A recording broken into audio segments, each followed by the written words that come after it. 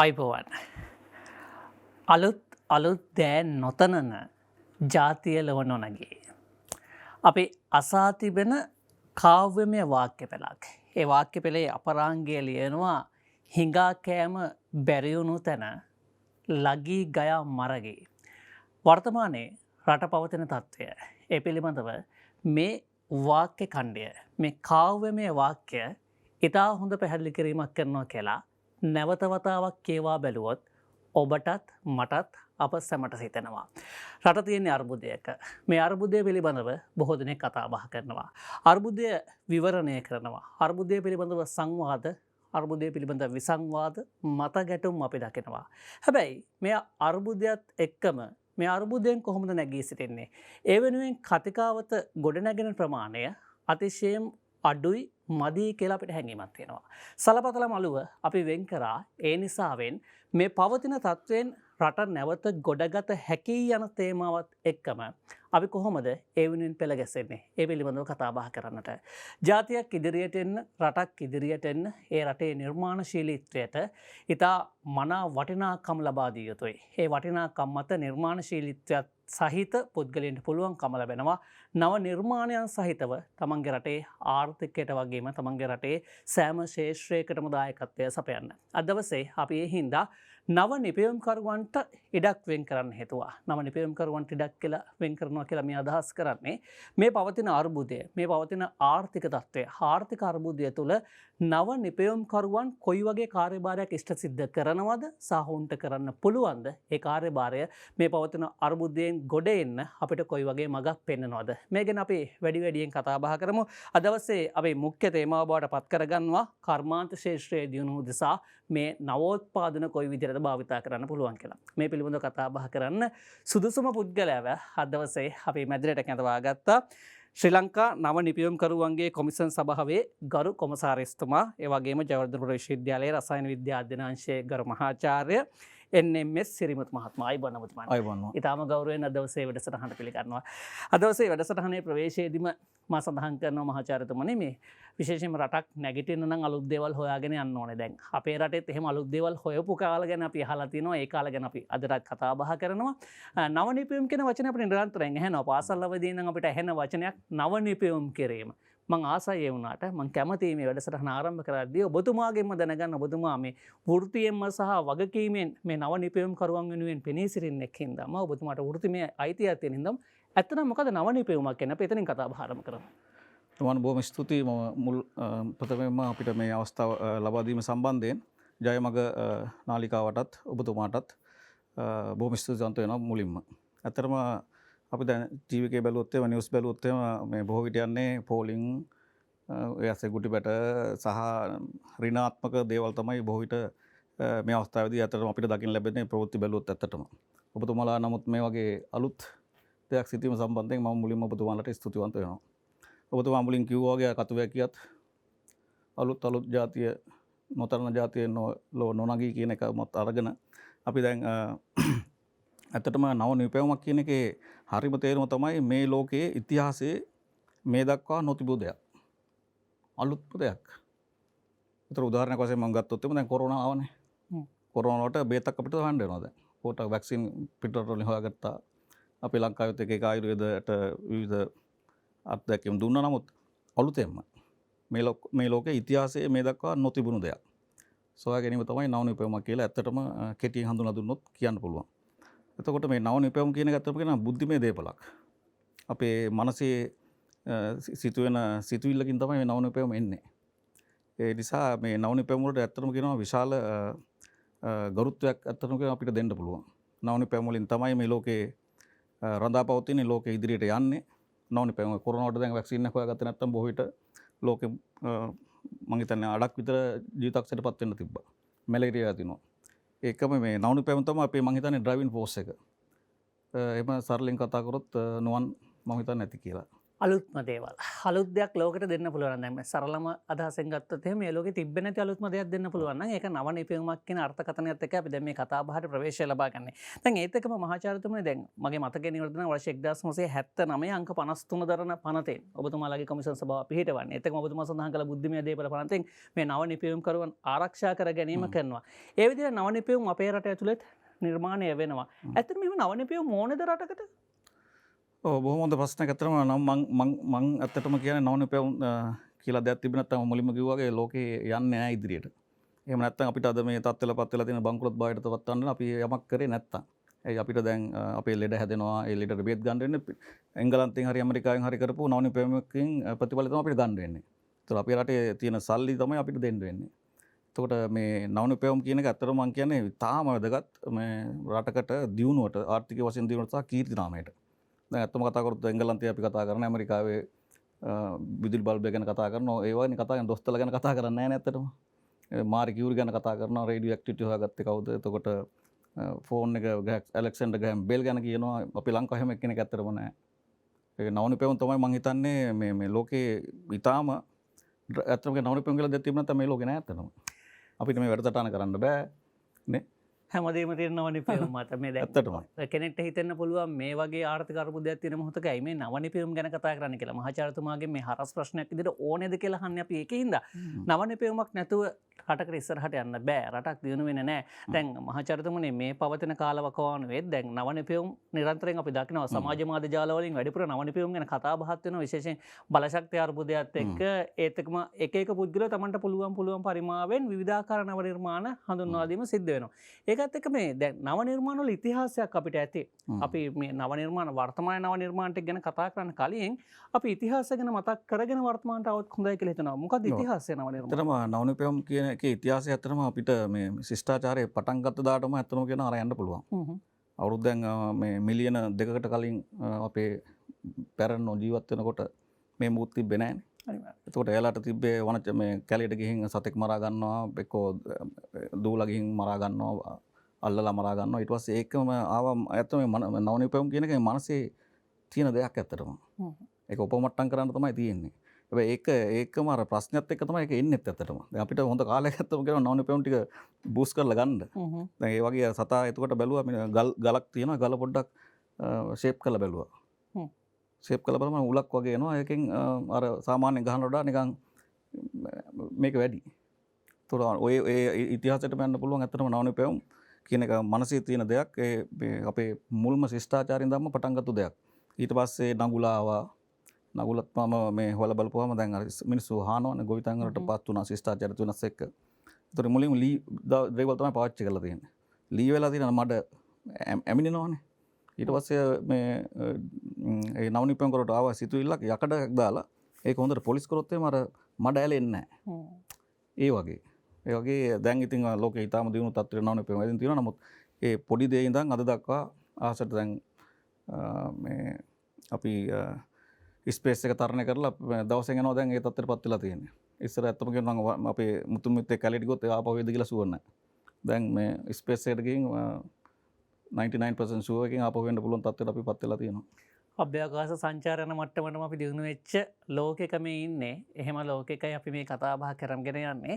දැන් අපේ රටත් ඔබතුමා කියපු විදිහටම මේ අපි ගල් යුගයේ ඉඳන් ටිකෙන් ටික පරිණාමය වෙලා අද වෙද්දී අපිත් යම්කිසි ආකාරයකට මේ ගෝලීයකරණය කියන සංකල්පනාවත් එක්කම එක්කාසු වෙලා එක්තරා තැනකට ඇවිල්ලා තියෙනවා. හැබැයි අවසානයේ මේ අපි දැන් මේ නැවතලා ඉන්නේ බොහොම තීරණාත්මක අඩියකනේ මහාචාර්යතුමනි. දැන් මේ ඉන්න තැන අතිශයම තීරණාත්මක වන්නේ අපි ඉදිරිය ජයගන්නේ කොහොමද කියන කාරණාවත් එක්ක. ඔබතුමා පැහැදිලි කරපු කාරණාව අපිට මේක හොඳ අවස්ථාවක්. මේ ලැබිලා තියෙන අර අපි කතාවට කියනවා අඳුරට ශාප කරනවා වෙනුවට එක පහන් වැටියක් දැල්ලන්නට හැකිනම් මේ වඩා සුසුයි කියලා. මම හිතන්නේ ඔබතුමාලාට තමයි මේ පාර වැඩිපුරම පහන් පත්තු කරන් තියෙන්නේ මේ අඳුරු කාල්සුව. දැන් අපි අර්බුදයක ඉන්නේ. අපි මේ අර්බුදයේ අරාජිකත්වයකට ගමන් කිරීමකින් තොරව නවතාගත යුතුමයි. එහෙම නවතා ගන්න නම් නව නිපැයුම් කරුවන්ට ලොකු වගකීමක් තියෙනවා. මේ පවතින අර්බුදයට විසඳුම් හොයන්න. වර්තමානයේ මොකද්ද නව නිපැයුම් කරුවන්ගේ තත්ත්වය මේ නව නිර්මාණත් එක්ක? බොහොම ස්තුතියි නුවන්. දැන් අපේ ලංකාව ගත්තොත් එම ඇත්තටම මම ඉතිහාසයට ගියොත් එම ලංකාව තමයි මේ ලෝකේ මුලින්ම මේ යකඩ නිස්සාරණය හොයාගන්න තියෙන්නේ. බලංගොඩ තවමත් ඒ ස්ථානේ තියෙනවා. මේ පිටට කට්ටිය වදින් ඒක බලලා ඒකකින් ඒ ගැන රිසර්ච් කරන තත්ත්වයට පත් වෙලා තියෙනවා. ඇත්තටම. ඒකම අපේ දැන් අනුරාධපුර පැත්තට ගියොත් එහෙම පොළොන්නරුව ගියොත් එහෙම අපි ඇත්තම කියනවා මේ පුදුම වෙනවා. සීගිරිය දැන් පුදුමයකට ලෝක මේ අපේ පුදුම හතෙන් එකටත් දාලා තිබ්බා. ඒ වගේ තිබ්බු જાතියක් අපි ඇත්තටම. නමුත් අතරමැද මම දන්නේ මොන හේතුවක්ද නිසා දැන් ඒ තිබ්බු ඒ තාක්ෂණය එහෙම් පිටිම නැති වෙලා ගින් තියෙන බවක් තමයි මට වැටහෙන්නේ ඇත්තටම. නමුත් ඒ තරම්ම කීර්තිමත් ඉතිහාසයක් තිබ්බු අපි ඇත්තට මම මේ එංගලන්තේ ජීවත් වෙනකොට අපේ මගේ යාළුවෙක් හිටියා මේ ස්කොට්ලන්තේ. එයා මට කියනවා සිරිමුතු අපි ගල්ලස් ඉස්සර ඉන්නකොට ඔයාලා ගෙවල් හදාගෙන හොඳට ජීවත් වෙච්ච ජාතියක් කියලා. ඒක ස්කොට්ලන්තේ පුරවැසියෝ මට කියපු කතාව. ඒ නු ජාතිය දැන් අනේ මම දන්නේ මොකක් හරි අතරමැද නැවතිල්ලක් නිසා වෙලා තියෙනවා. ඇත්තටම දැන් තත් ඔබතුමාගේ ප්‍රශ්නෙට උත්තර දුන්නොත් දැන් අපි ඉන්නේ ඇත්තටම නවනිපැම් වලින් තාම ඇත්තටම කියන පහළ මට්ටමක. දැන් නවනිපැමක් කියලා මම ඔබතුමාට ඉස්සලා කිව්වා ඒක මට හරි පැහැදිලි කරන්න බැරුව නවනිපැමක්ද කියලා බලාගන්න අපි බලන්න මේ ටෙස්ට් එක තමයි අර ලිට්මස් පරීක්ෂාව වගේ පේටන්ට් ඇප්ලිකේෂන් එක. එතකොට මේ පේටන්ට් ඇප්ලිකේෂන් කොපමණ තියෙන එක ඇත්තටම රඳා පවතිනවා රටක දියුණුවට. රටක දියුණුවයි පේටන්ට් සංඛ්‍යාවයි ඇත්තම කියනවා සමානුපාතිකයි. එකට යන්නේ. ඒ වගේම දැන් 2020 ගත්තොත් එහෙම ලෝකයේ පේටන්ට් ඇප්ලිකේෂන් ලක්ෂ 32ක් දාලා තියෙනවා. 32කින් චීනය ඇත්තටම ලක්ෂ 14ක්ම දාලා තියෙනවා. ඇමරිකාව ලක්ෂ 6යි ජපානය ලක්ෂ 6-7ම තියෙනවා. අපි ඉන්නේ 600ක ඇත්තටම. 2020 ටිකක් හොඳයි ඇත්තටම. එහෙම නැත්නම් සාමාන්‍ය 200 250 යන්නේ. ඒත් බැලුවා ඉතින් චීනය බිලියන ගණනක් ඉන්නවනේ. ජනගහනය වැඩි නිසා සමහර කට්ටිය දෙන්න පුළුවන් වැඩි කියලා. මම ඒත් නිකන් හදලා බැලුවා මිලියනකට කොච්චරද කියලා. මිලියනකට අපි ඉන්නේ අපිට මිලියනයකට පේටන්ට් තියෙන එතකොට 620න් බෙදුවොත් එහෙම 30යි. නමුත් දකුණු කොරියාව 3000ක් ඉන්නවා. ඉතින් එහෙම තත්ත්වයක තමයි අපි ඉන්නේ. ඒකට හේතුත් නම් ඇත්තටම තියෙනවා. අපේ අර වෙලා තියෙන දැන් අපේ අර සිස්ටම් එක මේ පාසල් එකෙන්ම ඇත්තටම මේ නවනිපැමුවට දිරිමත් වෙන්නේ නැහැ නුවන්. පාසල් සිස්ටම් එක මට පේන හැටියට තියෙන ඇත්තටම අපේ කාටත් වඩා දැන් ටිකක් දරුණුයි. තනිකර මේ කටපාඩම් කරනවා ශිෂ්‍ය අතර මේ දඟලනවා ඊට පස්සේ ඕ ලෙවල් එකට දඟලනවා. මිසක් අර මානසික ක්‍රියාකාරීත්වය දැන් නිකන් මොට වෙලා වගේ තත්ත්වයක් තියෙන. මම හිතන්නේ ආණ්ඩුවත් මේ රජයත් මේ ඒක අවබෝධ කරගෙන 2023 මේ এডুকেෂන් රිෆෝම් එක උත් එනවා. ඒකට හැබැයි මේකට මේ පිළියමක් යොදලා තියෙනවා.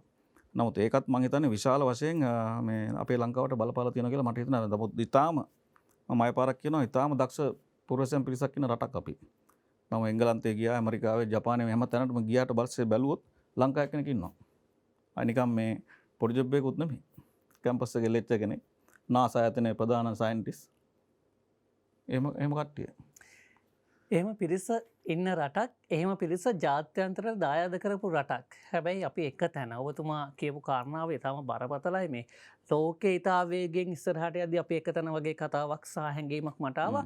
හැබැයි කොමසාරිස්තුමනේ මට සමා වෙන්න මේ ප්‍රශ්නේ මේ විදිහට අහනවට ඔබතුමාගේ තියෙන පනත ඔබතුමාලා කොමිෂන් සභාව පිහිටා තිබෙන පනත 1979 අංක 53 දරන පනතේ නමම තියෙන්නේ ශ්‍රී ලංකාවේ නව නිපැයුම්කරුවන් දිරිගැන්වීමේ පනත.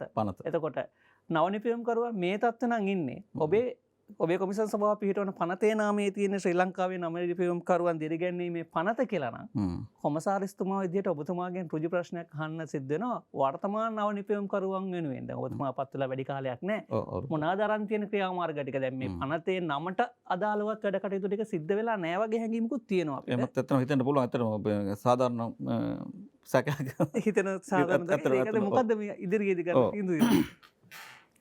අපේ දැන් මම ඇත්තටම දැන් ඔබතුමා කිව්වා මම දැනට ඇත්තටම අවුරුද්දක් වගේ තමයි මේ ආයතනයට පත් වෙලා. දැන් අපි ඔබතුමා කිව්ව දේම අපි කරනවා. ඇත්තටම නව නිපැයුම්කරුවන් දිරිමත් කිරීම ඇත්තටම මම මේකත් කියන්න ඕන. අපේ හිටපු වාණිජ්‍ය ඇමති ලලිත් අතුලුමති මහත්තයා තමයි මේ දුරදිග හිතලා මේ ඇත්තටම මේ පනත පාර්ලිමේන්තුවට දාලා පාස් කරගෙන තියෙන්නේ. ඒතකොට අපේ ආයතන මගින් ඇත්තටම කියන දිරිගැන්වීම් කරනවා. ඇත්තටම අපි දැන් පොලි රහිත ණයක් දෙනවා. එතකොට එයාලට පේටන්ට්ස් දැන් ගමේ කෙනෙක් නව නිපැයුමක් හොයාගත්තොත් එහෙම එයාලගේ කොහොමද ක්‍රියාවලියම අපි අපෙන් කරලා දෙනවා ඇත්තටම. නමුත් අවාසනාවන්ත ලෙස මට කියන්න වෙනවා මේක අපේ මේ දක්වා අධ්‍යයනය කරලා බැලුවොත් එහෙම මේ නව නිපැයුම්කරුවෝ බොහෝ පිරිසක් අර මුල්‍යමය ආධාරය අරන් මේ ඒකෙන් අත්තම කියන වැඩක් වෙලා තිබිලා නැහැ. අති බහුතරයක් මේ අපේ ණය මුදල අරන් අපව ගෙවන්න නැති තත්ත්වයකටත් ඉන්නවා ඉතින්. ඒක මට හිතාගන්න බෑ ඇයි කියලා. එම ඇත්තම නොවිය යුතු දෙයක්. නමුත් අපි අපේ කාර්ය හිටපු කොමසාරිස්තුමාලා ඒක මං හිතනවා කරලා තියෙනවා. කියන්නේ එක එක ක්‍රියාපටිපාටි අරන් තියෙනවා. නවනි පෙම් වලට පොලි රහිත ණය තියෙනවා. නවීන උපමාවක් වුණොත් එහෙම ඒකේ තියෙන මේ හරිද කියලා බලන්න බෑ. පරීක්ෂණාත්මක දත්ත එක්කනේ මේක යන්නේ. ඇත්තටම අපේ ලංකාවේ තියෙන එක ප්‍රශ්නයක් තමයි මම දැකපුවා මේ දැන් ඉන්න නවනි පෙම් කරු ඒක පොඩ්ඩක් අවබෝධ කරගන්න නැහැ කියලා මට හිතෙනවා ඇත්තටම. ඒ මොකද එක පාටම දෙයක් අරන් ටීවී එකට එනවා මේ නවනි පෙමක් හොයාගත්තා කියලා. ඇත්තටම බලපුවාම දැන් ඒ නවනි පෙමක්ද කියලා බලන්න මම මුලින්ම කිව්වේ මේ ලෝකෙ මේ දක්වා වෙලා නැති දෙයක් නම් මේ සර්ච් එක කරලා බලන්න ඕනේ. දැන් ඔබතුමා එක පාටම අද ගිහින් මොකක් හරි දාලා මට හිතුණා නවනි පෙමක් කියලා. ඒක ඇත්තටම ඔබතුමාට හොඳයි. නමුත් ඒ ටක් ගාලා මේ සර්ච් කරලා බලන්න ඕනේ. දැන් ඒකත් ටිකක් අඩු මට්ටමේ ඉන්න බවකුත් පේනවා. නමුත් අපේ ඇත්තම නවනි පෙම් කරු කීප දෙනෙකුත් තැනට මේ කර්මාන්තවලට දැන් ඇත්තම කියන මේ ජනාධිපතිතුමා පොහොර ප්‍රශ්නේ ටිකක් එකපාරට නවත්තපේ පොඩි වැරද්දක් තියෙනවා. නමුත් ඒකම අපේ දැන් නවනි පෙම් කරුවෙක් මේ ඒකම බිහි වුණා. දැන් අපේ ලංකාවේ තියෙන එපවල පොස්පේඩ් නිදියක් තියෙනවානේ. ඒ දැන් පොස්පේඩ් වල තියෙන ප්‍රශ්නේ තමයි ඒක දිය වෙන්නේ නැහැ. පොස්පේඩ් අපිට මේ ශාක වලට දෙන්න ඒක මේ ශාක උරා ගන්න බෑ. නමුත් දැන් අපි කරන්නේ ඒක ඒ විකුණලා පිටරටින් ආපාර ගෙනවා දීවන ප්‍රයිස් එකට මේ රසායනික ප්‍රතික්‍රියා කරලා එලා මොඩිෆිකේෂන් කරලා අපිට 10 ගුණයක් විතර වැඩි කරගෙන අපි ගන්නවා. නමුත් මේ අපේ නවනි පෙම් කරු සුද්ධ ජීවින් මගේ මේ පොස්පේට් එක දී කරලා දැන් අතරම සති දෙකකින් විතර අපි කර්මාන්තශාලාවේ ඇඹිලිපිටියේ ඔබතුමාට මම ආරාධනා කරන විශේෂයෙන්ම අතරම එන්න කියලා. මේ පොස්පේට් ලංකාවේ තියෙන එපවල පොස්පේට් අරගෙන ඒක දී කරන ක්‍රමයක්. හදලා දැන් ඒක පේටන්ට් බලපත්‍රයත් අරගෙන මේ විශාල අපි ලක්ෂ 60ක් කියනවා 60ක් නෑ දුන්නා යාට. පොලි රහිතව. දැන් මේ ඔබතුමාලා දැන් ඔබතුමාලා නවනි පෙම් කරුවන්ට ලබා දෙන අවස්ථාවන් ඔබතුමාලා දැන් ඔබතුමා සඳහන් කරන පොලි රහිත ණය මේ අතිශය වැදගත් නේ. මේ නවනි පෙම් කරුවට ඉදිරියට එන්න තියෙන හොඳම අත්විවරම. මේ පිළිබඳව මේ රටේ ජනතාවගේ දැනුවත්භාවය අඩුවක් තියෙනවා කියලා ඔබතුමා හිතනවා. දැනුවත්භාවය පොඩි අඩුවකුත් තියෙනවා. ඇත්තම නිසා ඒ නිසාම ඇත්තම කියන මම ආවට පස්සේ අපි දැන් ග්‍රාමසේක දක්වාම මේ ක්‍රියාවලිය දැන් විහිදුව ඇත්තටම දැන්. ඒතර ග්‍රාමසේක මහත්තයාට අපි ලියුමක් කරලා තියෙනවා ඇත්තටම කියන අපි දැන් Zoom වල මීටින් තියන් හිතාගෙන ඉන්නවා මේ මෙහෙම ක්‍රියාවලියක් තියෙනවා කියලා. ග්‍රාමසේක මහත්මයාගේම මේ ඔෆිස් එකේ මේ දැන්වීම පූර්වක. දැන් කවුරු හරි කෙනෙක් අපේ වැඩසටහන බලා ඉන්න නවනි පෙම් කරුවෙක් ඉන්න පුළුවන්. ඔහුට හිතෙන්න පුළුවන් කොමසාරිස්තුමාගෙන් අහන්න මාගාව නවනි පෙම්මක් තියෙනවා සහ මගේ ගාව සංකල්පනාවක් තියෙනවා. නවනි පෙම්මක් කියන සංකල්පනාවක් තියෙනවා. මට මේ වෙනුවේ මූල්‍ය ශක්තිය ලබා ගන්න ඕනේ. මම මොකද්ද කරන්න ඕනේ කියලා. ප්‍රශ්නයක් ඇහුවොත් ඔබතුමාට දෙන්න පුළුවන් සරල උත්තරයක්. ඔව් සරල උත්තරය අතනම කියන මම අර කිසි ප්‍රශ්නයක් නැතුව අපි ගාවට මේ පැමිණෙන්න අපි ඔබතුමාව මේ නවනි පෙම් කරු ඉතා මේ ඕනකම සහ මේ වගකීමෙන් කියන්නේ සමහර අපේ කොමිසමට පොඩි මේ අවලාදයකුත් නැගුවා ඇත්තටම කියන එතන අර අවුල්තෙන් ආපුවම එයාලගේ අදහස මේ හොරකම් කරන කතාවක් කියනවා එකේ කතා තියෙනවා. නමුත් එහෙම වෙන්න දෙන්නේ නැහැ. මම ඉන්න කල් ඇත්තටම අපේ නිලධාරීන් තාම හොඳින් ඒ කාර්යය කරනවා. එයාගේ එතකොට අදහසට දැන් මම කිය පොඩි අදහසක් අරන් આવොත් අපේ නිලධාරීන් ඉන්නවා. මට අපිත් ඒ කතා කරපුවම ඇත්තම එහෙම තමයි. දැන් මගේ අවුරුද්ද එහෙමයි වෙන්නේ. දැන් ඔබතුමා මොකක් හරි අදහසක් අරන් આવොත් අපි කියනවා නෝවන් මහත්තයා නෑ මෙහෙම කරමු. මේක පොඩ්ඩක් මෙහෙම කරලා බලන්න. තව සංවර්ධනය කරනවා. ඒකනේ අපෙන් වෙන්න ඕනේ. අපේ කාර්යභාරය මම හිතන්නේ ඒකයි. ඔබතුමා ආපු එක නෙමෙයි. එතකොට ඒක අලුත් කරගෙන ඔබතුමා යන්නේ. එතකොට ඒක ගින් එකට එතකොට පේටන්ට් ක්ලීන් එක ටිකක් අමාරු වෙනවා. ඒක ඇත්තම කියන ලෝයස්ලාගේ වැඩක්. දැන් අපේ ආයතනයේ අපි දැනට ලෝය කෙනෙක් නැති වුණත් අපි ලෝයගේ සහායක වුණත් ගන්න ඉදිරිය බලාපොරොත්තු වෙනවා. අපි ඇත්තටම නිලධාරීන් කීප දෙනෙක් ඉන්නවා හොඳ දක්ෂ නිලධාරීන්. ඒතර ඒලා ඒක ලියන හැටිත් පුරුදු කරනවා. ඊට පස්සේ පේටන්ට් එක ඇප්ලයි කරාට පස්සේ අපිට පුළුවන් මුල්ලෙම මේ ඒක ප්‍රොටෝටයිප් එකක් හදලා පෙන්වන්න බෑනවා. අනිවාර්යයෙන්. දැන් සමහර කට්ටිය ගොඩක් කට්ටිය කියනවා මේක කරනවා ඊට පස්සේ මම නම් මුලින්ම අහන ප්‍රශ්නේ තමයි එහෙනම් බොහොම හොඳයි මේක පොඩ්ඩක් අපි කරලා පෙන්නමු. ඉතින් තිබ්බට මදි. අනිවාර්යයෙන්. ඔව්. ප්‍රායෝගිකව පේන ප්‍රායෝගිකව දැන් කරගෙනකොට මේක ලයිට් එක පත් වෙන්න බෑ. අනිවාර්යයෙන්. ඒ මොනොත් තමයි වාව් කියලා ගන්න පුළුවන්. ඒක අපි කරලා බලන්න අපිට ඔබතුමාට මේ මුල්ලිම සහාදර අරන් දෙන්නත් පුළුවන්. එහෙම කරලා බලලා මේ කරොත් තමයි වඩා හොඳ. නමුත් ඔබ මේ අපි ගාවට આવොත් එම අපි ඇත්තම A to Z කියන්නේ අයන්නේ ඉඳන් අපි එක ගිහින් දැන් කර්මාන්තශාලාව බවට පත් කර ගැනීම සඳහාම අපි නිලධාරීන් ඉන්නවා ඇත්තටම. එහෙම ආධාරයක් අපි සහ අවස්ථාවක් ලබා දෙනවා නුවන් ඇත්තටම. ඔබ නවනි පෙම් කරුවෙක් නම් ඔබ ගාව සංකල්පනාවක් තියෙනවා නම් ඔබට විශ්වාසය තැබීම අනිවාර්යෙන් ඔබ කළ යුතුයි. ඔබේ විශ්වාසය නිවැරදිව තැබුවොත් මහාචාර්යතුමන් අපත් විශ්වාස කරන ඔබව හරි පාරේ අරගෙන ගිහිලා නිවැරදි තැන නවත්තාවේ. ඒ ඔබ නවතින තැන ඔබට පමණක් නොවේ මේ රටටම අතිශය වැදගත් තැනක් බවට පත්වේ. ඒ හින්දා ඔබේ නව නිර්මාණයට මේ හොඳම මොහොත කලෙලි දකින්නට විහිදුරට වඩින්නට. ඒ නිසා ඔබේ නව සිතුවිලිත් එක්ක මහාචාර්යතුමන්ට කතා කරන එතුමා හම්බෙන්න එන්න කියලා අපි ඔබට ආරාධනා කරනවා. මහාචාර්යතුමනි අපි අපේ මුඛ්‍ය මාතෘකාව පැත්තට හැරෙනොත් දැන් මේ අපි ඉන්නේ අර්බුදය කියලා අපි කතාව පටන් ගත්තේ. දැන් රටේ අර්බුදය ගැන හැමෝම කතා කරනවා. ආර්ථික අර්බුදයක් තියෙනවා. දැන් අපි අතීතයේ නම් කෘෂිකාර්මික රටක්. අපි එහෙමයි හඳුනාගත්තේ පෙරදිග ධාන්‍ය අපිට ලොකු කාල විරුදාවලි තියෙනවා. නමුත් 1977 විවෘත ආර්ථිකයෙන් පස්සේ අපේ රට ශීඝ්‍රගාමීව කර්මාන්ත ශේෂ්ත්‍රයත් එක්ක නැගිටින්න පටන් ගන්නවා. එකට එක වගේ සමාන මට්ටමක අපි එනවා. ඒතකොට ඒකත් එක්ක අද වෙද්දි මේ තියෙන ආර්ථික අර්බුදයේ තත්වය කර්මාන්ත ශේෂ්ත්‍රයට බරපතල විදිහට බලපාලා තියෙනවා. නව නිපැයුම්කරුවන් නව නිර්මාණ කරලා දුන්නේ නැත්නම් කර්මාන්ත ශ්‍රේෂ්ත්‍රයට යම් කිසි ආකාරයක කඩාවැටීමක් වෙනවා. මොකද අපිට පිටරටින් අපිට අවශ්‍ය යන්ත්‍ර සූත්‍ර ටික ගේන්න, පිටරටින් අපිට අවශ්‍ය අමුද්‍රව්‍ය ටික ගේන්න මේ වෙද්දි ඩොලර් සංචිත වලින් ගියක් තියෙනවා කියන කාරණය හැමදෙනාම දන්නා වූ කාරණාව. ඒකත් එක්ක නව නිපැයුම්කරුවන් මේ කර්මාන්ත ශේෂ්ත්‍රයට ලබා දෙමින් ඉන්න දායකත්වය කොයි වගේද? කොයි වගේ දායකත්වද ඉස්සරහට ලබා දෙන්න සූදානම්මින් ඉන්නේ? ඔව් ඇත්තටම නුවන්න දැන් ඇත්තටම ඔබතුමා කිව්ව හරියටම හරිය දැන් මේ අපි කොච්චර ණය ගත්තත් අන්තිමට ගෙවන්න බෑ. අනිවාර්යෙන්.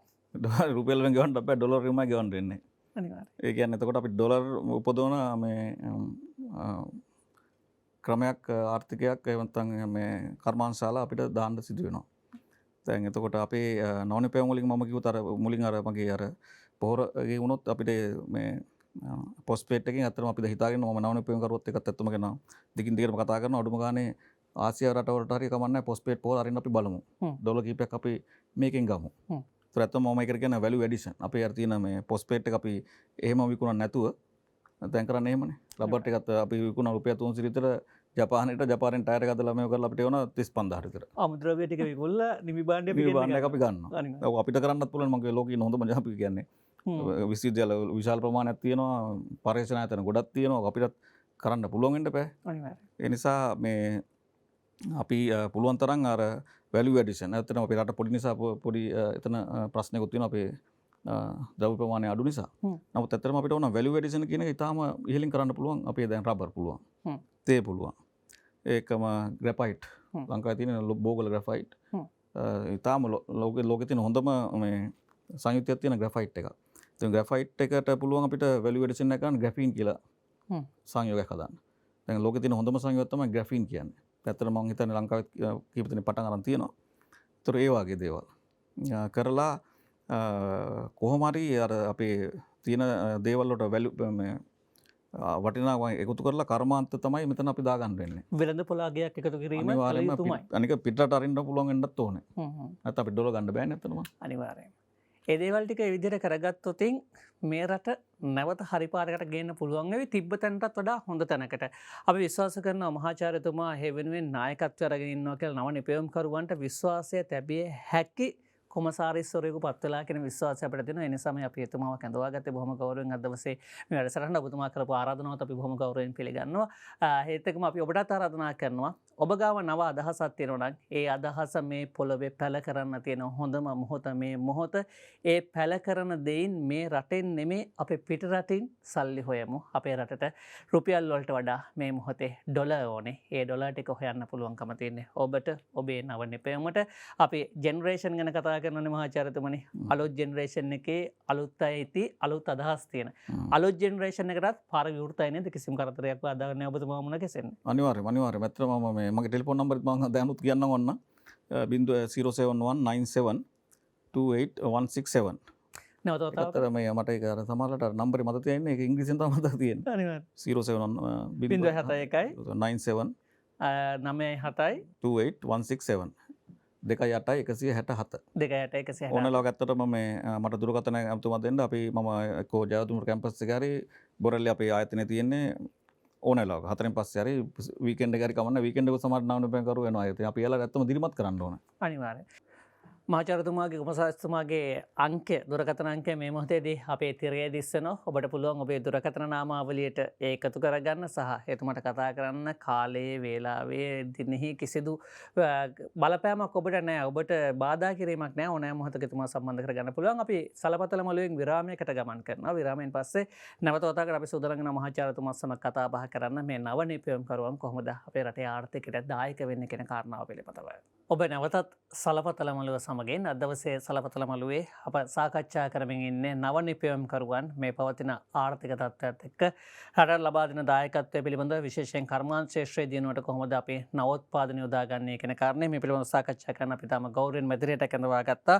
ජයවර්ධන විශ්වවිද්‍යාලයේ රසායන විද්‍යා අධ්‍යනාංශයේ මහාචාර්ය නව නිපැයුම්කරුවන්ගේ කොමිසම් සභාවේ ගරු කොමසාරිස්තුමා මහාචාර්ය එන්.එම්.එස්. සිරිමුතු මහත්මයා ඔහු සමග අපි මේ සාකච්ඡාව කරගෙන ඉදී මහාචාර්යතුමනි අපේ කතා බහ නැවතුනේ විශේෂයෙන්ම ඔබතුමාව සම්බන්ධ කරගන්න පුළුවන් කියන කාරණාවත් එක්ක මේත් එක්කම මහාචාර්යතුමනි දැන් අපි අර්බුදය ගැන කතා කරන්නේ මේ තියෙන ප්‍රශ්න පටන් ගත්තේ පෝලිං වලින් ඔබතුමාත් කතාව පටන් ගත්තා ඒ විදිහට අපි පෝලිං වල ඉඳියා පෝලිං වල ඉඳිද්දි මුලින්ම අපි ඉඳියේ ගෑස් පෝලිමේ අපි ඉඳලා ඒ ගෑස් පෝලිං වල ඉඳිද්දී විවිධාකාර තරක විතර්ක තියෙන්න පුළුවන් ගෑස් නැතිවීම ගෑස් නැති වෙන්න හේතු පිළිබඳව. නමුත් ඉතින් උත්තරත් හොයන්න එපා. දැන් ගෑස් නැතිවීම මේ ගෑස් පිපුරුණු කාලෙකුත් තිබ්බා. ඒ ගැන අපි පස්සට කතා කරන්න තියාගෙන මේ ගෑස් උඳුන් සම්බන්ධයෙන් සහ මේ මොහොතේදී තාමත් ගෑස් පෝලිම මෙහෙම ක්‍රියාත්මකයි. නව නිපැයුම්කරුවන්ගේ පැත්තේ මොකක් හරි තියෙනවද උත්තරයක් මේකට? ඕනත්තට මොව අපේ ලංකාවේ මම හිතන්නේ ඩොලර් මිලියන ගාණක් යනවා මේ දවස ගානේ ගෑස් සඳහා. ඉතින් අතරම ඔබතුමා කිව්වා වගේ ගෑස් ප්‍රශ්නය ගෑස් කමිටියේත් මම හිටියේ ඇත්තටම කරලා ඇත්තටම ගෑස් ප්‍රශ්නේ අපි හොඳින් විසඳුවා ඇත්තටම ඒකේ අර සංයුතිය වෙනස් වෙලා තිබු ප්‍රශ්නේ නිසා ඇත්තටම එතකොට දැන් අපි කල්පනා කරන්න ඕනේ නැත්තම ගෑස් දැන් අපේ ලංකාවේ දර තියෙනවා පොල් කටු තියෙනවා පොල් කටු කියන ඇත්තම කියනවා ඊටාම ශක්තිජනක ප්‍රභවයක් ඒකම එතකොට අපිට අර මම කිව්වා ප්‍රශ්නයක් ආපුවම හිතන්න ඕනේ දැන් එකම අපි අපිත් පොඩි මීඩියා කැම්පේන් එකක් ගෙන් ඇත්තම කියන ලංකාවේ දැනට ඉන්න ගෑස් ලිප් හදපු 10 දෙනෙක් විතර ඉන්නවා අතරම. දැන් අපි අදත් කතා කරා මේ සතියේත් කතා කරලා ලබන සතිය බොහෝ විට ඒ ලිප් ටික හදපු ඔක්කොම අපි කැඳවලා එතනින් අද දැනට ඇත්තම කියනවා මේ කෙලින්ම මේ මාකට් එකට දාන්න පුළුවන් ලිප් තියෙනවා. එතකොට අපි බැලුවේ ඒකෙන් අතර ගෑස් වලට යන මේ ඩොලර් ප්‍රමාණය අඩු කර ගන්න පුළුවන්. මේක ඇත්තටම අපි දිගටම මේ අරුබුදේ කාලය තුල විතර නෙමෙයි දිගටම කරන්න පුළුවන් අපිට. අපේ දර තියෙනවා. එතකොට ගොයන් කපලා එන අර මේ පිදුරු තියෙනවා. එතකොට මේ තව හස්ක් එක මොකක්ද ඒක කියන්නේ? හාල් කොටන කොට එන මේ 10 අපිට පුළුවන් පොඩි පෙලට් එකක් වගේ හදලා ඒකත් දාන්න. එහෙම නම නිපැයුම්කරු කීප දෙනෙකුත් ඉන්නවා. ඒ නිසා අනිවාර්යයෙන්ම මම මේ අපේ කාර්ය මණ්ඩලෙත් මම අදත් මීටින් එකක් තියලා කිව්වා අපි කොහොම හරි මේකට මේ නව නිපැයුම්කරු අතුම දර ලිප් කීපයක් හරි මේ මාකට් එකට දාමු කියලා කතා කරේ. ඒක බොහෝ විට අපි උපරිම උත්සාහ දක්වනවා ලිප් කීපයක් හරි දැනටමත් මම හිතන්නේ මාකට් එකේ කීපයක් තියෙනවා. පොල් කටු ලිප් ඊට අද දැන් දුම නැති ඒ වගේ නව ක්‍රම වලට හදපු ලිප් කීපයක් තියෙනවා. ඒවා ඉදිරියේදී අපි උපරිම උත්සාහ දක්වනවා මේ මාකට් එකට දාලා මේ ගෑස් පෝලිම ප්‍රමාණය ටිකක් අඩු කරන්න ඇතරම. දැන් අපි ඕනෑම රටක ප්‍රශ්නයක් ආවට පස්සේ ඒ ප්‍රශ්නට හොයන විසඳුම් ස්ථීරසාර විසඳුම් වුණාට පස්සේ ස්ථීරසාර විසඳුමත් එක්කම ඉස්සරහට යන අවස්ථා ඕනෑ හැට දැකලා තියෙනවා. ජාත්‍යන්තර අත්දැකීම් අපිට තියෙනවා. ජපානය ගැන අපි කතා කරනවා. මෙවැනිම තත්ත්වයන්ට මුහුණ දීලා කොහොමද ජපානය නැගිට්ටේ කියලා. ඒ හැම තැනකදීම අපි දකිනවා අලුත් සොයා ගැනීම. දැන් අපි ගෑස් ප්‍රශ්න ගැන කතා කළත් ඒත් එක්කම අපි විදුලි බලය ගැන කතා කළත් මේ හැම තැනටම විකල්ප තියෙනවා. විකල්ප ගොඩනගන්න ඉඩත් අපේ රට ඇතුලේ තියෙනවා. නමුත් එතෙන්ට අවස්ථාව නෑ කියන චෝදනාවකුත් තියෙනවා සහ අවස්ථාව තිබුණත් ඒ වෙනුවෙන් අපි එක්තරා විදිහට කැපුණේ නැද්ද නැත්නම් අපි බලාගෙන ඉඳලා අපිට ලැබෙන දේ අරගෙන ඒ දේත් එක්කම ජීවත් වෙන බලා ඉඳලා ඒකද මේ දේ උනේ කියලාත් නැවත හිතන්න සිද්ධ වෙවි. අපිට දැන් කෙසේ නමුත් අපි ඉන්න තැනත් එක්ක අපිට නැගිටින සිද්ධ වෙලා තියෙන හින්දා මහාචාර්යතුමනි පාසල කියන්නේ මේ හැමතැනකම ආරම්භක ස්ථානය. එතකොට පාසල් අධ්‍යාපනය ඔබතුමා කතා කළා කලිනුත්. එතකොට අපේ රටේ පාසල් දරුවන් අතර මේ නව නිර්මාණ කිරීම සඳහා වැඩි නැඹුරුවක් අපි දකිනවා. හැම පාසලකම් පාහේ මොකක් හෝ නව නිර්මාණය කරපු එක දරුවෙක් හරි අපිට හම්බ වෙනවා. අපි මාධ්‍ය වලින් කතා කරනවා, පුවත්පත්වල වාර්තා වෙනවා. කොහොමද පාසල් පද්ධතියේ මේ ඔබතුමාලගේ සංකල්ප ටික අරගෙන යන්නේ? බොහොම ඇත්තටම අපි අර මේ අපේ නවනිපැවුම් ඉදිරියට එන්නේ නැති එකත් මම අපි දකින්න ඇත්තටම කියන අපේ ලංකාවේ නවනිපැවුම් කල්චර් එකක් ඇති වෙලා නැහැ නුවන්. අපේ ඇත්තටම ක්‍රිකට් වලට හොඳ කල්චර් එකක් තියෙනවා. අනිවාර්යයෙන්. අපි ලෝකේ ලෝක සූරතය දින කීපතා දෙන්නලා තියෙනවා. ඒ නිසා දැන් ක්‍රිකට් වලට අපි දැන් ඕන රටකට මම ගියොත් එහෙම ශ්‍රී ලංකාවේ ගිහම ක්‍රිකට් තමයි කියන්නේ. දැන් ක්‍රිකට් පුළුවන් අපිට අනිත් අධ්‍යාපනය හොඳයි. නමුත් අර කල්චර් එකක් තිබ්බොත් තමයි ඒක පස්සේ එලවගෙන යන්නේ. දැන් නවනිපැවුම් වලට ඇත්තටම මේ අවසානවන්ත ලෙස එහෙම නිකන් විශාල මේ දායකත්වයක් ලැබිලා නැහැ. කීප දෙනෙක් ඉන්නවා ඇත්තටම. පාසල් වල පන්ති එක පාසලට දෙන්නේ 3 දෙනෙක් ඉන්නවා. නමුත් ඒක අපි අර පාසල් වලින්ම කල්චර් එක පටන් ගන්න ඕන නිසා අපි පාසල සඳහා විශේෂ වැඩසටහන් ඇත්තටම දෙකක් අපි අඳුන්ලා දීලා තියෙනවා. එකක් තමයි පාසල් වල නවනිපැවුම් සංගම්. ඒතකොට පාසල් නවනිපැවුම් සංගම් මට මේ යුනෙස්කෝ ආයතනයේ සභා මේ නිලධාරි උසස් නිලධාරි කිව්වා ලංකාවේ විතරලු තියෙන්නේ. මුළු ලෝකෙම. ඇමරිකාවෙත් නැලු පාසල් වල පාසල් නවනිපැවුම් සංගම්. ඒතකොට අපේ නවනිපැවුම් කොමිසම හරහා මීට ඉස්සර හිටපු කොමසාරිස්තුමාලා ඒක දාලා හොඳ වැඩ පිළිවෙලක්. ඒකම එතකොට අපි දැන් අධ්‍යාපන අමාත්‍යාංශයයි අපි තව අලුතෙන් ඒජන්සියක් ඇති කර ඇත්තනවා කියනවා නම් නැෂනල් ඉනෝවේෂන් ඒජන්සි කියලා.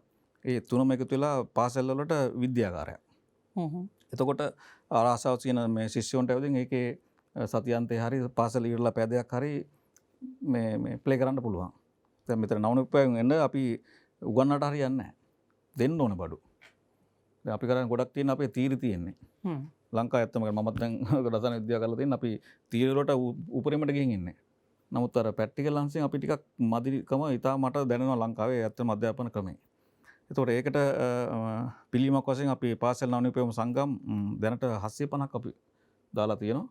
එතකොට ඒක මගින් අපි පාසල් සිසුන්ගේ නවනිපැවුම් උපමට්ටම් කරන්න අපි බලාපොරොත්තු වෙනවා. ඉදිරියේදී අපි හිතනවා ඒක අධ්‍යාපන ප්‍රතිසංස්කරණයත් එක්ක මේක ගැලපෙනවා ඇත්තටම. ඒතකොට ළමයිට පුළුවන් පෝර්ට්ෆෝලියෝ හදන්න. ඒතකොට ළමයට ආපු සිතුවිල්ල ලියනවා. මම මේ සිතුවිල්ල කොහොමද කරේ? ඊට පස්සේ ඒක දාපු මොඩිෆිකේෂන් මොනවද? එතකොට ඇත්තටම මේ ඉදිරියට ඒක ළමයට කැම්පස් එකට යනම අරයන්ට පුළුවන්. ඒකම නුවන් අපි දැන් නවනිපැවුමක් හදපු ළමයෙකුට ඉස්සර් ඩිස්කෝ එකට පොඩි දශම ගාණක් එකතු කරන්න වැඩ පිළිවෙලක් අපි දැන් ඔක්කොම හදලා තියෙන්නේ ළඟදී අපි දියත්ම කරන්න හදනවා. එතකොට ඔයාලට පේටන්ට් එකක් තියෙනවා නුවන්ට. මට නැත්තම් නුවන්ට පුළුවන් ඒ දශම දෙක අරන් ඕනනම් වෛද්‍ය පීඨයට යන්න. ඒතර ඒ මගින් අපිට පුළුවන් ළමයි දිරිමත් කරන්න. ඒ වගේ වැඩ පිළිවෙල කීපයක් අපි නුවන් මේ කරගෙන යනවා. මම හිතන්නේ ඉදිරියේදී මේ ඔක්කොම එකතු වෙලා හොඳ නවනිපැවුම් සංස්කෘතියක් ඇති වෙයි කියලා මම විශ්වාස කරනවා. නව නිපැයුම්කරුවන් ප්‍රවර්ධනය ඒ තුළින් නව නිපැයුම්කරුවන් බිහිවන සංස්කෘතියක් ඇති කරන්න උත්සාහ දරනවා කියන කාරණය තමයි මට වැටහුණේ ඔබතුමාගේ උත්තරයත් එක්ක. මේ එහෙම සංස්කෘතියක් ඇති විය යුතු තත්වයකනේ අපි ඉන්නේ. ඒක නිසාවනේ අපි මේ කතා බහේ යෙදෙන්නේ. දැන් පාසල් දරුවන් සහ එතනින් පරිබාහිරව අපි කතා කළොත් අනේ නව නිපැයුම්කරුවන් සියලු දෙනා පහේ කරන චෝදනාවක් තමයි අපි නිර්මාණය හදලා තියෙනවා. හැබැයි නිර්මාණය මාකට් එකට ගේන, වෙළඳපොළට ගේන, ජනතාව අතරට ගේන්න විවිධාකාර තැන් වලින් අවසර ගන්න ඕනේ. මේ අවසර ගැනීමට යාමේදී ඒක හරිම අසීරු කටයුත්තක්. ඒ වැඩේ කරගන්න බෑ. නිලධාරීන් ඒ වෙනුවෙන් උදව් කරන්නේ ඔබතුමාලාගේ කොමිසම් සභාවම පමණක් නෙවෙයි, ඇතැම් නව නිර්මාණ වෙනුවෙන් විවිධාකාර රාජ්‍ය ආයතන වලට යන්න සිද්ධ වෙනවා. විවිධාකාර රාජ්‍ය ආයතන වලින් අවසර ගැනීම කරන්න සිද්ධ වෙනවා. ඒ තැන්වලදී ඔවුන් යම්කිසි ආකාරයක අපහසුතාවයට පත් වෙනවා කියලා. ඒ වෙනුවෙන් මොකද්ද ඔබතුමාලාගේ වැඩපිළිවෙල? ඒ වෙනි පුද්ගලින්ට අතහිත දෙන්න. ඔව් බොහොම හොඳයි. ඇත්තටම මේ ලංකාවේ තියෙන එක ප්‍රශ්නයක් තමයි ඇත්තටම රාජ්‍ය සේවයේ මේ සාමාන්‍ය ගත්තොත් තමයි ටිකක් අකාර්යක්ෂමතාවයක් තමයි මම දකින්නේ මේ වැඩේ කෙරෙන්න නෙමෙයි නොකරෙන්න තමයි කතාව. ඇත්තම කතා කරොත්. එතකොට එහිදී අපි දැන් නවනිපැයුම්කරුවෙක් අපේ ආයතනයට ආවොත් එහෙම එයාගේ ඒ නවනිපැයුම සඳහා අවශ්‍ය ඒ නවනිපැයුම බවට පත් කරගන්න අපි ඒක පරීක්ෂණ කරන්න ඕන. දැන් ඔයා આવොත් එහෙම අපිට දැන් නවනිපැයුම්කරු කීප දෙනෙක් ආවා කොරෝනා කාලේ මැෂින් එක හදලා තියෙනවා මුදල් දාපුවාම වෛරස් ටික මැරෙනවා කියලා. නමුත් දැන් එතුමා එහෙම කිව්වා. නමුත් අපි දැන් කරලා බලලා දත්ත දෙන්න එපා. මේකට වෛරසය දානවා. ඊට පස්සේ වෛරසය උපකරණයට දාලා ටිකක් වෙලා තිබ්බට පස්සේ ඒක නෑ කියලා පෙන්වන්න ඕන. ඇත්තටම කියන ඊ අපේ වාර්තාවක් ආවා එතුමා ටිකක් ඇදුණා ඇත්තටම. ඒ වෛරස් මේ වලින් ඒ වැඩේ වෙනවා කියලා ඇත්තටම. ඒ වගේ ඒදී අපි අපේ ආයතනය මගින් සිලින්ටෙක් ආයතනයෙන් අපිට පුළුවන් ඒ පරීක්ෂණ කරලා දෙන්න. ඒකම තව විශ්වවිද්‍යාලවලට අපි යොමු කරනවා. ඒකම විශේෂයෙන්ම අපි හදලා තියෙනවා ඉන්කියුබේෂන් සෙන්ටර්ස් එහෙම නැත්නම් බීජෞෂධ මධ්‍යස්ථාන. ඒතකොට ඒ නවනිපැයුම්කරුවන්ට කෙලින්ම යන්න පුළුවන් මේ බීජෞෂධ මධ්‍යස්ථානයට ගිහින් ඒ පරීක්ෂණ කරලා ඒ මේ රිසර්ච් එකට යන මුදල අපි ගෙවන්නේ. ඒ නිසා ඒ හරහත් අපි ඒතර නව නිපැයුම් කොමිසම ආපු ගියපම මම හිතන්නේ අපේ ඒ විශ්වවිද්‍යාල අපිම හදපු ආයතන අතර මේවා වැඩිසැලකිල්ලක් එක්ක අපි කරන බවක් අපිට වැටහිලා තියෙනවා. ඒ අතරම අපි නඩ් ආයතනය තියෙනවා. ඉංජිනේරු ආයතනය ඒකටත් එහිදීත් අපි ඇත්තම කියන මිලියන 50ක ඇත්තටම මිලියන 50ක උපකරණ අරන් දීලා තියෙනවා. නව නිපැයුම් කරුවන්ට ඒ අවශ්‍ය වෙන ප්‍රොටෝටයිප් එක හදන්න සහ මොඩිෆිකේෂන් කරන්න. ඒ වගේ දේවල් අපි ගොඩක් කරලා තියෙනවා. ඇත්තටම නව නිපැයුම් කරුවට බොහෝ විට දැන් ඒ තම සිතුවිල්ල ප්‍රොටෝටයිප් එකක් සහ ඊට පස්සේ කර්මාන්ත දක්වා යන්න මේක අන්තිමට නව නිපැයුම් කරුවන්ටත් පොඩි අවස්ථාවක්. ඒ කියන්නේ නව නිපැයුම් කරුවාටත් පොඩි මේ පොඩි නෙමෙයි අතන 90ක් තියෙන නව නිපැයුම් කරුවා තියෙන්නේ. අතරම ළඟදී දැක්කම ඇමරිකාවේ ඇමරිකාවට ගිහින් ඉන්න ඉන්දියන් දරුවෙක් ඒ නව නිපැයුමට අවුරුදු 10ක් ගිහින් තියෙනවා. කැම්පස් එකේ ගිහිනුත් ඒක කරගෙන නැතුව ඒ ඉන්දියාවේ තියෙන 3 වලින් 3 පේපර් එකට දාලා ඒ පේපර් එක උඩ මේ ආහාර තියෙනකොට මේ කුණු වෙන්නේ නැති නිපැයුමක්. දැන් ඇමරිකාවේ ඉන්න මිලියන කෙනෙක්. දැන් ඒ ශිෂ්‍යාව අවුරුදු 13ක්ද කොහෙද ඒක දිගන කරගෙන ගියාලු. එතකොට මම කියන්නේ නව නිපැයුම් කරනකොට ඔයාලා අධෛර්යමත් වෙන්න එපා. එක එක හේතු නිසා අධෛර්යමත් වෙයි. නමුත් කාගෙන යන්න. මම කියන්නේ මේකෙන් ඔයා හිතන්න අනිවාර්යෙන් මම මේක මේ සමාජයට දානවා කියලා හිතාගෙන වැඩේ කරන්න එහෙම අදිස්ථානයකුත් තියෙන්නම ඕනේ මේකෙත්. දැන් අපේ රටේ පේටන්ට් බලපත්‍ර ගත්තා ඉන්නවනේ. ඔව්. ඒ ගත්ත හැම නිර්මාණයක්ම අවසානයේ කර්මාන්තයක් වෙලාද තියෙන්නේ. අන්න එතන නුවන් හොඳ ප්‍රශ්නයක් ආවේ. දැන් පේටන්ට් එක ගත්ත පළිට මම මේක කියන්නේ නිකන් අර ශිෂ්‍යත්ව විභාගය වගේ. පේටන්ට් එකක් ගන්න ශිෂ්‍යත්ව විභාගය වගේ වැඩක්. නමුත් කැම්පස් එකට යන්න ශිෂ්‍යත්වයෙන් පළවෙනි වුණත් බෑනේ. උසස් පෙළ පාස් වෙන්න ඕනේ. ශිෂ්‍යත්වයෙන් එක තමයි බැලුවෙත් මම ඒවල මේකෙන් දැන් ශිෂ්‍යත්ව පළවෙනි වුණා කියලා කිසිම වරස් පදා ගන්න නැහැ. ඒවල පෙළුනොත් ඒ ලෙවල්ට යන්න බෑ. ඒ ලෙවල් පාස් විතරයි කැම්පස් එකට යන්න. ඒ වගේ තමයි ඔය පේටන්ට් එක කියන ශිෂ්‍යත්ව විභාගය කියලා මට කියන්න පුළුවන්. නමුත් ඉදිරියට තියෙන ඕ ලෙවල් පාස් වෙන්න ඕන. ඊට පස්සේ බලන්න ඕනේ ඒකේ ඒ නව නිපැයුම දිගටම කරන්න අමුද්‍රව්‍ය තියෙනත් එපැනවා. දැන් හිතන්න ඔය මොකක් හරි උදාහරණයක් සබන් කෑල්ලම හදුවා කියන්නකො. සබන් කෑල්ල දැන් තියෙන සබන් කෑල්ල රුපියල් 50යි. ඔබතුමාගේකට රුපියල් 500 නම් මාකට් එක අපි ජය ගන්න අමාරු වෙනවා. කොච්චර හොඳ වුණත් අර මිලත් අන්තිමට තීරණය කරනවා. එතකොට මිනිස්සු එතන 50 කියපු ගමන් ආක බලා ගන්නවා. එතකොට අර නිපැයුම පේටන්ට් එක හොඳයි. මාකට් එකට යන්න තියෙනවා. සමහරවිට ඇත්තම කියනවා ඒ ප්‍රදේශයේ මේ කර්මාන්තශාලා දාන්න බෑ. මිනිස්සු උද්ඝෝෂණ කරනවා. අපේ රටේ තියෙන සාමාන්‍ය තත්ත්වය. මේක සපත්ය. ඊට පස්සේ එකම එක්ක නැත්තම් තව මොකක් හරි ප්‍රශ්නයක් නිසා මම අපාරක් කියන්නේ නව නිපැයුම් කරුවන්ට ඔයාලා පේටන්ට් 100ක් තිබ්බොත් එහෙම ලෝක තත්ත්වය තමයි මේ පේටන්ට් 100න් 7ක් තමයි කර්මාන්තයක් බවට පත් කරගන්න පුළුවන්. ඒකත් හිතේ තියාගෙනම මේ මම අදයිටපත් වෙන්න බෑ. එහෙම තමයි හැටි. ස්වභාවය අපි කියලා දෙන්න බෑ. දැන් ස්වභාවය තේරුණොත් එයාලට පොඩි මේකක් තියෙනවා තමයි. හිතුවොත් එimhe 100%ම පේටන්ට් එක කර්මාන්ත 100ක් කියලා ඒක වැරදි. දැන් ලෝකේ පේටන්ට් 100ක් එද්දි 7ක් කර්මාන්ත වෙනවා කියලා අපි හිතුවොත්. ලංකාවේ තත්ත්වය අපි සාපේක්ෂව ඒක අපිට හිතාගන්න බැරි අගයක් වෙන්න පුළුවන්.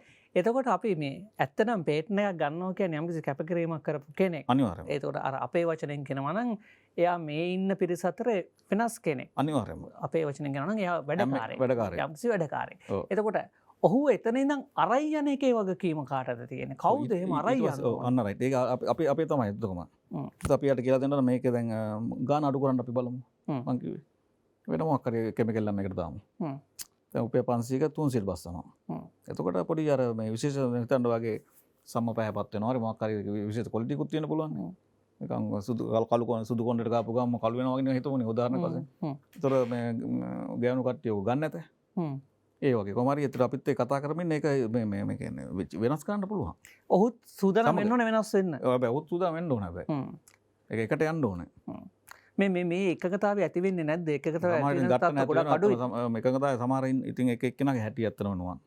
සමහර ඇත්තම කියනවා නව නිපැයුම් කරුවෝ ඉන්නවා පේටන්ට් එක දෙන්නම කැමති නැහැ. මේක මාත් එක්ක මගේ පෙට්ජත් එක්ක යන්න ඕන කියන කට්ටියත් ඉන්නවා ඇත්තටම. විකුණන්න කැමති නැහැ. දැන් මම කියන්නේ මේකනේ දැන් ඔයත් එක්ක අලුත් නිපැයුමක් හොයලා ඔයත් එක්ක අපි කරගන්න මොකක් හරි ප්‍රශ්නයක් තියෙනවා නම් හිතන්න වෙන කම්පැනි එකක වදින් ඒක අරන් ඔයාලට ලක්ෂ 5ක් දෙනවා නම් මම නම් කියන්නේ හොඳයි කියලා නුවන්. ඔයත් එක්ක ඒක මේ මුකුත් එකකින් වැඩක් වෙන්නේ නැතුව මැරෙනවට වඩා ඔතුමා කීයක් හරි හොයාගත්ත වෙන කෙනෙකුට ප්‍රයෝජනයක් හරි වෙනවනේ. ඒ නිසා එහෙම දේවල් කරන්න පුළුවන් එක දේවල්. දැන් අපේ රටේ පේටන්ට් බලපත්‍ර ලබාගත් අය පිට රටවලට ඒ පේටන්ට් බලපත්‍රයේ නිපැයුම විකුණනවා කියලා කතාවක් තියෙනවනේ සමාජය තුලේ. එතකොට ඒවේ අවසානයේ අයිතිය තියෙන්නේ ඒ රටට දැන් අපේ රටේ කතා කරන ටැක්ටරේ ඉඳන් ඔය කතාව අපි අහලා තියෙනවා. එහෙම දේවල් තියෙනවා. ඒතකොට අවසානයේ මේ දේවල් ඒ රටවලට විකුණුවේ නැත්නම් විකුණන තත්ත්වයට පත් නොවෙන්න අපේ බලධාරීන් වැඩ කළා නම් මේ තියෙන ආර්ථික අර්බුදය ඇති නොවෙන්න තිබුණා කියලා කෙනෙක්ට චෝදනා කරන්න පුළුවන්. චෝදනා කරන්න පුළුවන් ඇත්තටම. චෝදනාව මේ ඇත්තනේ තියෙන. මේක වෙලා තියෙන. එතකොට අපිට අපි අර රාජ්‍ය දැන් අතරම ගත්තොත් අපේ දැන් දැනට තියෙන මේ රාජ්‍ය මගින් මේ පරිශ්‍රණයට යොමු කරන්න 0.0 ගාණක්. දැන් මේ ජපානයේම 3-4 වෙන් කරනවා. එතකොට අර ඒකත් එක්කම තමයි මම කියව අර කල්චර් එකත් එක්කම එක හිමින් එකට වැඩි වෙලා ගින් තමයි මේක එන්න ඕනේ ඉතින්. සියලුම දේවල් එක හා සමානව වැඩි වෙනවා. එකට යන්න ඕනේ. එහෙම වුණොත් තමයි මේක තමයි මේ ඇත්තම එක පාටම නිකන් තනි අතින් පුඩි ගන්න බෑ වගේ මේක එහෙම වෙන්නේ නැහැ ඇත්තට. මේක ආණ්ඩු සපෝට් එකක් දෙන්න ඕනේ. නැත්නම් මම කියව අපේ රටේ ඉතාලම දැන් PhD කරලා එංගලන්තේ දැන් මමත් ඇවිදින් ඉන්නේ. නමුත් එංගලන්තේ කරන එක උපකරණයක්වත් මේ නැහැ. මම ඇත්තටම නවුතින් අපේ එමෙතුමාටත් කිව්වා අපි දැන් හාවර්ඩ් එකට දැන් ඉන්දියාවෙමයි. ඉන්දියාව දුන්නේ එහෙමයි ඇත්තටම. ඉන්දියාව මැලේසියාව කෙලින්ම හොඳම දක්ෂම ශිෂ්‍යෝ 10 දෙනෙක් අරිනවා හාවර්ඩ්. MIT. කේම්බ්‍රිජ් ඔක්ස්ෆර්ඩ් අරිනවා. ඇරලා කියනවා අංකවට එන්න හැබැයි. එතකොට හාවර්ඩ් එකේ තියෙන උපකරණයම අපි අරන් දෙනවා. එතකොට හාවර්ඩ් එකේ අපි එකට යන්නේ. දැන් අපි හාවර්ඩ් එකේ මේකෙන් හොඳ කෝටි ගානක උපකරණ ගත්තා මේකට පොව මොකුත් නැහැ. ඒ ලොකු ප්‍රශ්නයක් මම ඇත්තම නැමෙතුමාටත් මේ ළඟදී කිව්වා ඒක දිනු වෙන්න ඒකත් ඒ වගේ වැඩසටහනකුත් අනිවාර්යයෙන්ම කළ යුතුමයි. මේ සියලු දේ කරන්න මෙතුමා සූදානමින් ඉන්නවා. මෙතුමා ඒ වෙනුවෙන් කැප වෙනවා කියන කාරණයට අපිට විශ්වාසයක් තියෙනවා. මොකද අපිට මේ වැඩසටහනත් පෙර අපි පූර්ව සාකච්ඡාවකදී එකතු වුණා. එතකොට දැන් මේ මොහොතේදී මේ තියෙන ප්‍රශ්න ටික හඳුනා ගැනීම කරලා තියෙන්නේ. නව නිපැයුම් කරුවෙට ජාත්‍යන්තරයට යන්න තියෙන ප්‍රශ්න ටික. නව නිපැයුම් කරුවෙට තමන්ගේ නිර්මාණයකට පේටන්ට් බලපත්‍රයක් ගත්තට පස්සේ කර්මාන්තයක් කරගන්න බැරි ප්‍රශ්නය මොකද්ද? ඒ අතරතුර කාර්යභාරය.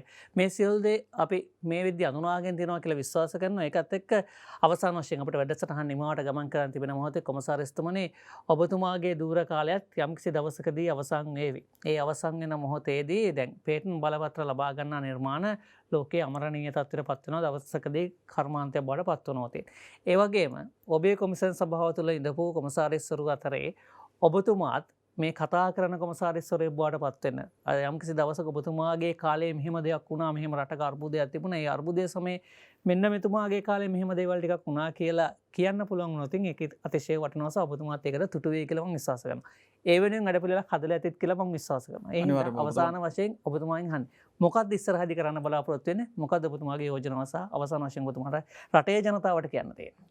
ඔව් ඇත්තටම දැනටමත් අපි ඔබතුමා කිව්වා වගේ මේ ශක්තිය අර්බුදය ආපු ගාම අපි විශේෂයෙන්ම විවිධ ක්‍රම මගින් දැනට තියෙන පේටන්ට්ස් තියෙන මේ ශක්තිය අර්බුදයට තියෙන මේ සුළම් බලය සහ එක එක විදිහෙන් ශක්තිය නිපදවන්න පුළුවන් පේටන්ට් තියෙන කට්ටියට අපි ඇත්තටම කෝල් කරා.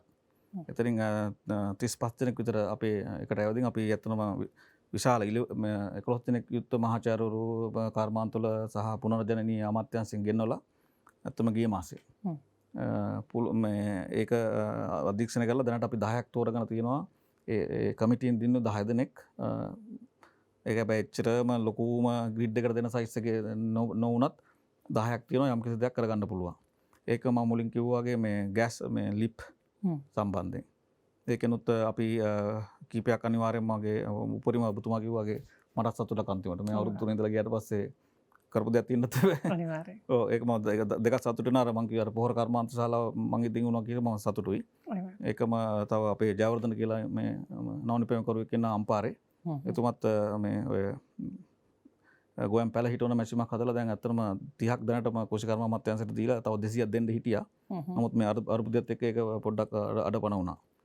ඒක මේ වගේ මේ වැඩසටහන් කීපයක් මගින් අඩුම ගානේ අපෙන් වෙන යුතුයකම පොඩ්ඩකින් හරි දෙන්න අපි උපරිම කැප වෙන බව මම කියනවා. ඔබ නවනිපැයුම් කරුවොත් ඉන්නවා නම් අපිත් එක්ක සම්බන්ධ වෙන්න අපි උපරිම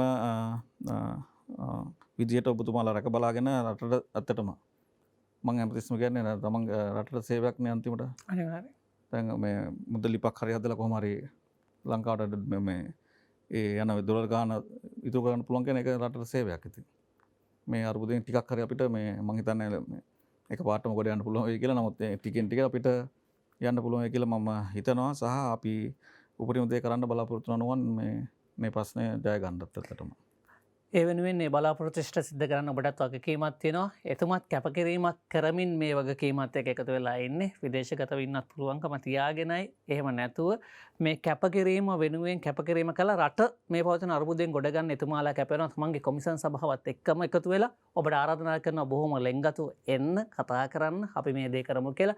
ඒ වෙනුවෙන් එකතු වෙන්න කියලා මේ රටේ මැවිවරුවන්ට නව නිර්මාණකරුවන් සියලු දෙනාටම අපි තා ලෙන්ගතු ආරාධනා කරනවා.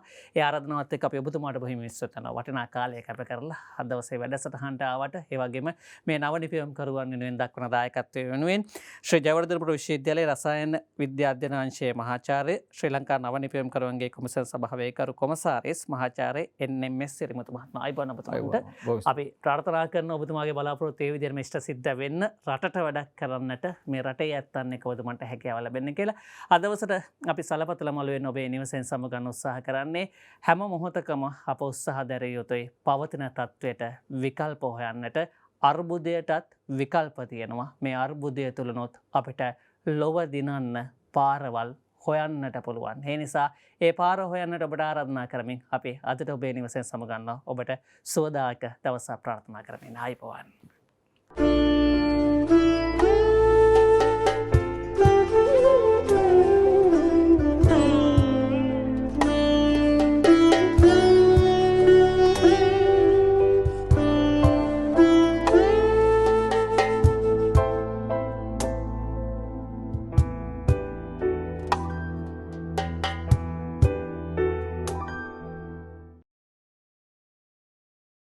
මෙවැනි වටිනා වැඩසටහන් නැරඹීමට ජයමග TV YouTube නාලිකාව සබස්ක්‍රයිබ් කර සීනුව ලකුණ ක්ලික් කරන්න.